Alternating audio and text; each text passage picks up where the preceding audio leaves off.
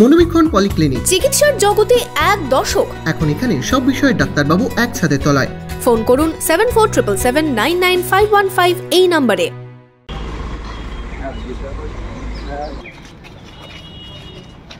নওদা উচ্চ বিদ্যালয়ে 178 নম্বর বুথে ভোট দিলেন মুর্শিদাবাদ লোকসভা কেন্দ্রের বিদায়ী সাংসদ তথা ওই কেন্দ্রের তৃণমূল প্রার্থী আবু তাহের খান। সোমবার বেলা 11:15 নাগাদ বুথে পৌঁছন আবু তাহের খান।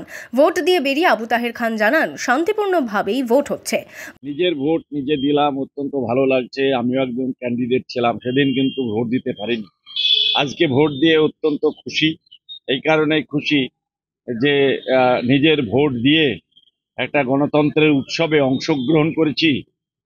সর্বোপরি বাংলায় শান্তিপ্রিয় নির্বাচন হচ্ছে, এখানেও অবাধ এবং শান্তিপ্রিয় সুষ্ঠু নির্বাচন হচ্ছে।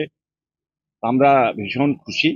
আমরা এবারে আশা করছি যে এবারে আমাদের যিনি প্রার্থী হয়েছেন ইউসুফ পাঠান, ভারতবর্ষের একজন খ্যাতনামা ক্রিকেটার, তিনি এই নির্বাচনে অনেক অনেক বেশি ভোটে বহরমপুর লোকসভা কেন্দ্র থেকে নির্বাচিত হবেন।